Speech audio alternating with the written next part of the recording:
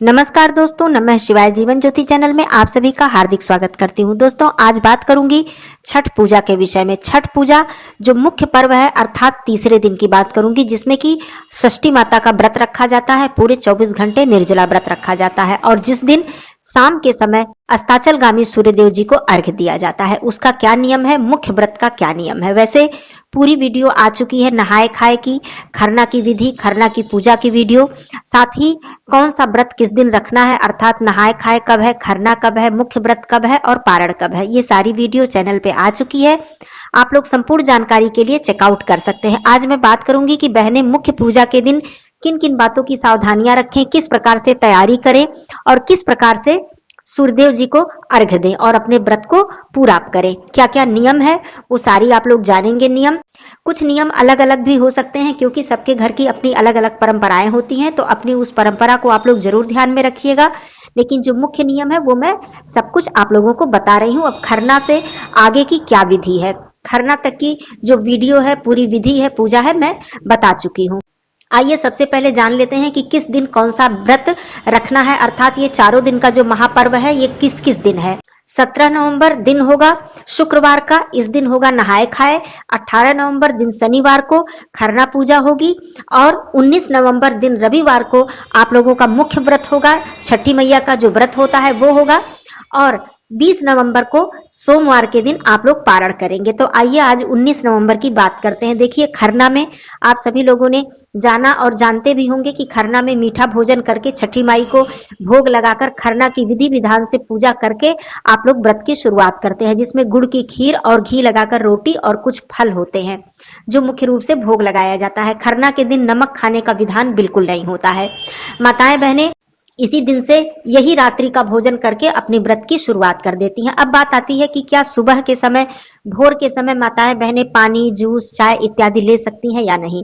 इसमें देखिए, इसमें भी मैं यही बताऊंगी कि अपने अपने घर की परंपरा है, लेकिन मैं ये कहूंगी कि आपकी यदि शारीरिक स्थिति नहीं सही है, आपको दिक्कत होती है, तो आप लोग 3 से 4 बजे के बीच में कुछ जूस या पानी इत्यादि आप लोग ले लें। कुछ आपको वैसे अनाज वगैरह या कोई अन्य चीजें नहीं लेना है, फलाहार इत्यादि आपको नहीं लेना है, केवल जल और पानी या जूस इत्यादि आप लोग ले लें अगर बहुत दिक्कत है तो। वैसे नियम तो नहीं है, नियम तो रात्रि का खरना भोजन करके ही व्रत की शुरुआत कर दिया जाता है।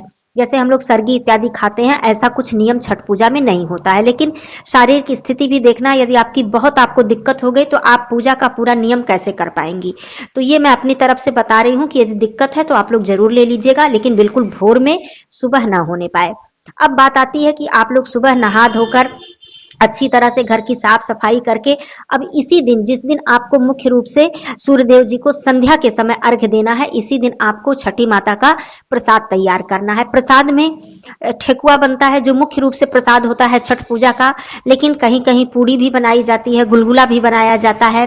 तो इस तरह से आप देख लीजिएगा कि क्या क्या व्यंजन आपके घर बनते हैं। तो मुख्य प्रसाद तो ये बनाया जाता है बिल्कुल साफ चूल्हे पर। वैसे तो मिट्टी के चूल्हे का विधान है, लकड़ी पर बनाने का विधान है और बिल्कुल अलग साफ जगह पर, जिस घर में रसोई घर में जहां भोजन इत्यादि बन रहा है वहां ये सब बनाने का विधान नहीं है। लेकिन ये अपने हिसाब से आप लोग समझ लीजिएगा, बिल्कुल स्वच्छता का ध्यान जरूर रखिएगा।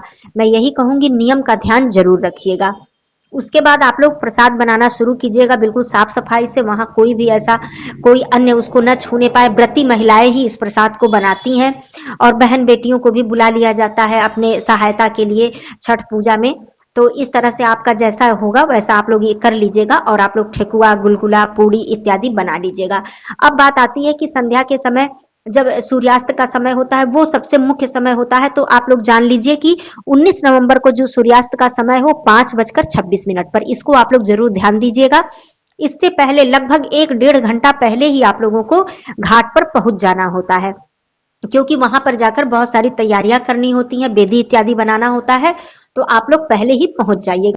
5:26 पर सूर्यास्त हो जाएगा, तो इसलिए मैं समय बता दे रही हूँ, इसको ध्यान में जरूर रखिएगा। अब आप लोग जब पूरा प्रसाद इत्यादि आप लोग तैयार कर लेती हैं, तब अपने सूपा और दौरा, जिसको डलिया भी कहते हैं, डाला भी कहते हैं, दौरा भी कहते हैं, आप लोग उसको सजाएंगे। सजाने में आप लोगों को सबसे पहले फल की जरूरत होती है। फल जितना भी हो सके, जिसके यहाँ जितनी परंपरा है फल की, यहाँ तक कि कद्दू भी होता है, उसमें मौसम के फल होते हैं, केला, सेब, अनार, नींबू, मौसमी, मतलब मैं कितनी भी गिनती करा दूं, सिंघाड़ा, बहुत सारे फल होते हैं। ये जितना आप कर सके जो आपके यहाँ के नियम है। लेकिन जो गन्ने की बात होती है, ईख जिसको कहते हैं, ये यदि आपके घर में 12 गन्ने से शुरू हुआ है, जैसे बेदी का निर्माण करते हैं उसके चारों तरफ गन्ना लगाते हैं, तो 12 से शुरू हुआ है तो आप लोग हर वर्ष 12 ही लेंगे।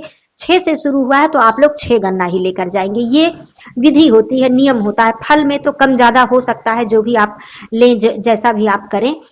तो आप लोग अपना सूपा और जो दौरा है उसको सजा लीजिएगा, डलिया जो है उसको सजा लीजिएगा, सारी सामग्री अच्छे से रख लीजिएगा।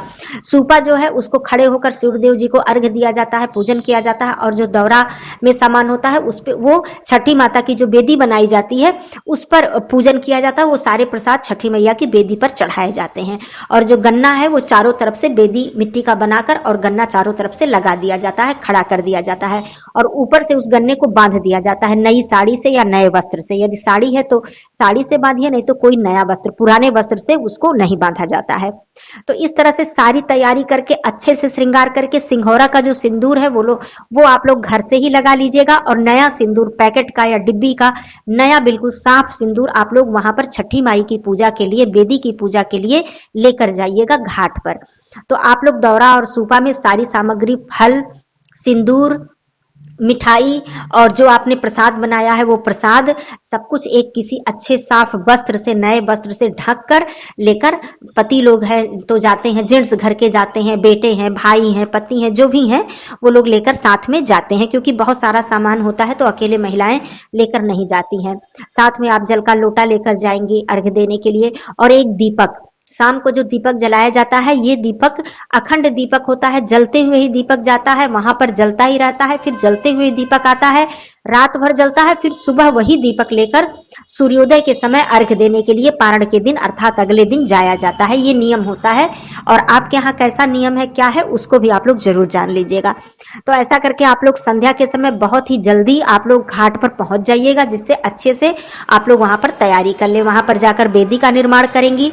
उसके बाद जितना भी आपने छठी माता के लिए प्रसाद बनाया है, फल लिया है, सब बेदी पर चढ़ता है, सिंदूर से टीका लगाया जाता है, बेदी को हल्दी से लीप दिया जाता है, मिट्टी का बेदी बनाकर चारों तरफ से गन्ना को लगा दिया जाता है, बांध दिया जाता है ऊपर से। सब कुछ करने के बाद फिर कमर तक पानी में अंदर जाकर सूपा में सारे प्रसाद और फल को लेकर सूर्यदेव जी को प्रणाम करती हैं महिलाएं। अपनी सभी मनोकामनाएं, इच्छा, प्रार्थना जो भी आपको आता है, जैसे भी आता है आप उनसे प्रार्थना करेंगी, और उसके बाद डूबते हुए सूर्यदेव जी को अर्घ देंगी और उनकी पूजा करेंगी ओम सूर्याय नमः का जप करते हुए। उसके बाद जब सूर्यदेव जी अस्त हो जाते हैं, कहने का मतलब आप आधे घंटे पहले से ही, लगभग पौन घंटा, आधे घंटे, 1 घंटे पहले से ही पानी में खड़े रहना होता है और इंतजार करना पड़ता है कि सूर्यदेव भगवान जी अस्त हो रहे हैं, तो उनका दर्शन भी करते रहना चाहिए और साथ में उनकी पूजा भी करते रहना चाहिए, हाथ में सूपा लेकर।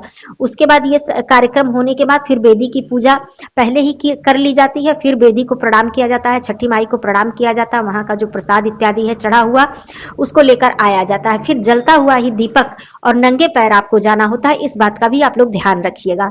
वहां पर जो सिंदूर ले गई हैं, बेदी पर अर्पित की हैं, वो सभी लोग अपने मांग में लगाते हैं, और भी महिलाएं सबको सिंदूर लगाती हैं, क्योंकि सिंदूर लगाना शुभ होता है। घर से आप लोग सिंघौरा का सिंदूर लगाकर जाइएगा, नाक से लेकर मांग तक भरकर आप लोग जाइएगा। और बाकी तो नया वस्त्र इत्यादि पहनना होता है, ये सारी चीज मैं बता चुकी हूँ। तो आज मैं मुख्य पूजा के विषय में बता रही हूँ। फिर आप लोग घर पे आएंगे, कथा का श्रवण आप चाहें तो घाट पर भी कर सकती हैं, नहीं तो घर पर आकर भी आप लोग छठी मैया की कथा का श्रवण कर सकती हैं। ये सब करने के बाद जो आपका दीपक है उसे पूजा स्थल पर या फिर जहां आपने खरना पूजा किया है वहीं पर आप उसको जलाकर रख दीजिए, जलता हुआ ही रख दीजिए, बुझना नहीं चाहिए। वो अखंड दीपक रात भर जलेगा। फिर आपको 4 बजे सुबह ही भोर में छठ घाट पर पहुंच जाना होता है, नहा धोकर, नए वस्त्र, साफ वस्त्र धारण करके।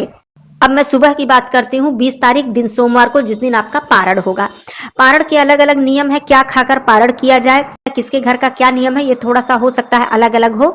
तो सुबह के समय एक और मैं विशेष बात बता दूं, बहुत से लोग जो सूपा का प्रसाद होता है, जो संध्या के समय सूर्यदेव जी के समक्ष सूपा में प्रसाद लेकर खड़े होते हैं, महिलाएं खड़ी होती हैं, उसी प्रसाद को लेकर सुबह जाती हैं और बहुत से लोग वो सारे प्रसाद को हटाकर मतलब उसको रख देंगी और फिर से नया प्रसाद और नया फल मतलब दूसरा वो पूजन किया हुआ हटाकर दौरा और डलिया में दूसरा रखती हैं। ये अपने अपने घर का नियम होता है।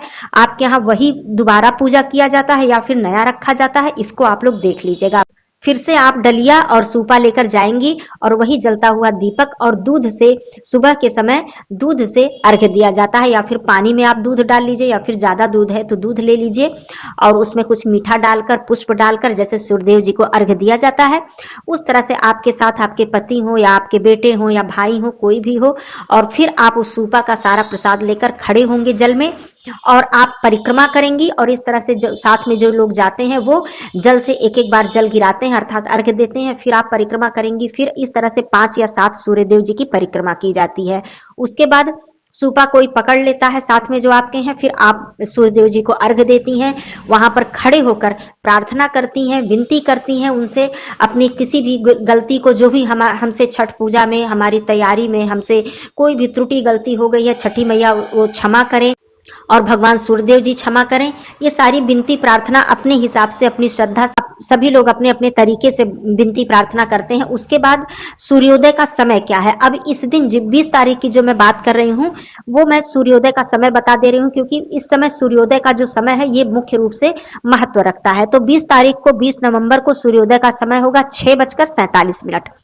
आप लोग बहुत ही जल्दी बहुत ही सुबह छठ घाट पर पहुंच जाइएगा।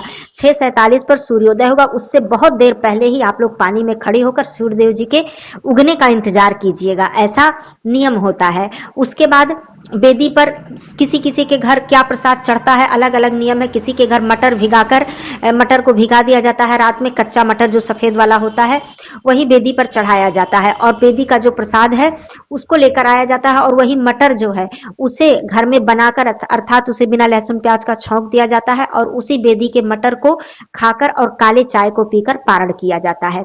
और किसी किसी के घर ये ठेकुआ जो होता है प्रसाद, इसको खाकर पारण किया जाता है। तो ये अपने घर का नियम है। वैसे काली चाय पीकर, दूध वाली चाय पीकर पारण नहीं करते हैं बहुत से घरों में।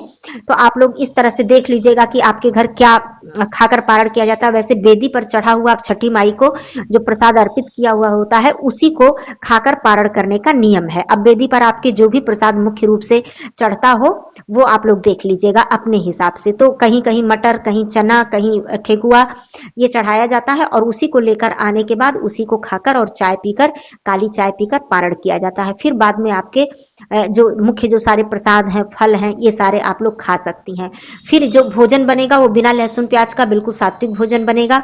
उसके बाद शाम के समय आप लोग चाहें तो लहसुन प्याज का सेवन कर सकती हैं, या फिर पूरे कार्तिक मास में जो लोग नियम उठाए हैं स्नान इत्यादि का, वो लोग पूरे कार्तिक मास नहीं खाते हैं लहसुन प्याज, तो वो आप लोग अगर नहीं खाते हैं तो बहुत अच्छी बात है। नहीं तो जो सुबह पारण का समय है उस भोजन में आप लोगों को लहसुन प्याज नहीं खाना है।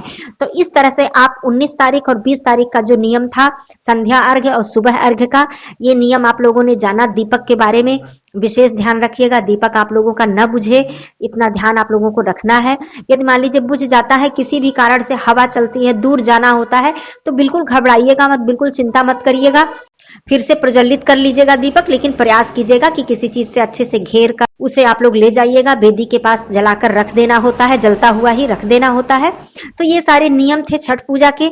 छठी मैया आप सभी लोगों की मनोकामना, सभी लोगों की इच्छाएं पूरी करें, सबके संतान का कल्याण करें, सबके घर में सुख सौभाग्य समृद्धि दें, ऐसी मैं कामना करती हूँ। मेरी पूरी यूट्यूब फैमिली पर छठी मैया की कृपा सदा बनी रहे, सूर्यदेव भगवान जी की कृपा सदा बनी रहे।